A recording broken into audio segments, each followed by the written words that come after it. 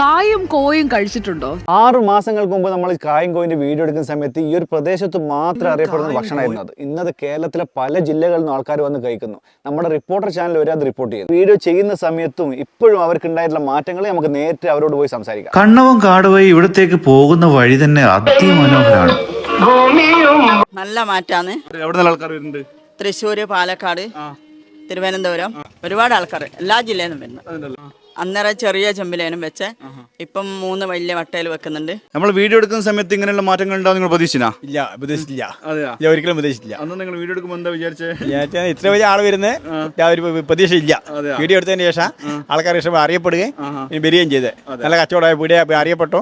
വീഡിയോക്ക് ഒരു മാറ്റം ഉണ്ടായോ? അതുവരെ ഒരു ചെറിയൊരു ഉണങ്ങിയ വീഡിയോ ഞാൻ പണിക്കലും പോന്നീനു. അതിന്റെ ശേഷം പണിക്കലും പോയില്ല. കൂലിക്ക് പെണ്ണുങ്ങളുണ്ട്. മോശം ചെയ്യാതെ കച്ചവടം ഇപ്പം നിലവിലുണ്ട്. നിങ്ങളിപ്പോ സ്വന്തമായിട്ട് പണി ഒരാൾക്ക് ജോലി കൊടുക്കാൻ തുടങ്ങി? ഞാനിപ്പം മാറിയിട്ട് 2 പെണ്ണുങ്ങൾ ജോലി കൊടുക്കുന്നുണ്ട്. അതിനല്ലേ വലിയ സന്തോഷം അല്ലേ? ഏറ്റവും വലിയ സന്തോഷം. ഈ ഐറ്റം ഇവിടെ കൊടുക്കാൻ ഒരു കാരണമില്ല. ആദ്യ കാലത്ത് ഈ ഫുഡ് ഉണ്ട്. പിന്നെ ലോട്ടറി അടിച്ചാലും പൈസ ഇടുന്ന വന്നാൽ നമ്മൾ 5-6 ആൾ കൂടിയിട്ട് നാടൻ കോയിനെ പിടിച്ചിട്ട് കൊലയും കോയലായിട്ട് രാത്രികൾ ഉണ്ടാക്കുന്ന.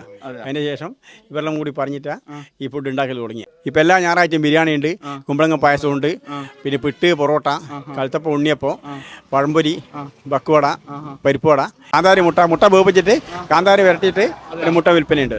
ഞാൻ ഇതൊരു കഴിച്ചില്ല, എനിക്കൊന്ന് കഴിക്കണം എന്തായാലും. പിന്നെ നിങ്ങൾ നാടൻ ഐറ്റംസ് ഒരുപാട് ഉണ്ടായില്ലേ? കുമ്പളങ്ങ മറ്റേ അത് ഇതെല്ലാം ആയിട്ട് അതിൽ ഇപ്പോൾ ഉണ്ടാ?